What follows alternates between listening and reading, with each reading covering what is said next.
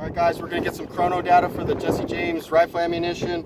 We have 75 bow tail hollow points, and we also have 55 grain FMJ, so we'll run them both over the chrono. This is going to be the 75s. 25, 24.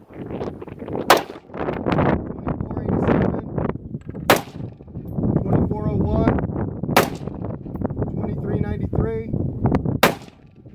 2391. This is a 16-inch barrel, by the way.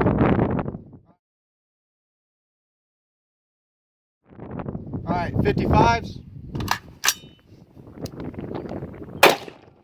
2832, 2720, 2708, 2675, 2670,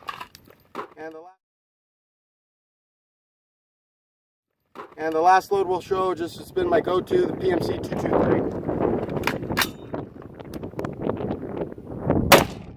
2711, 2675, 2741, 2743, 2761.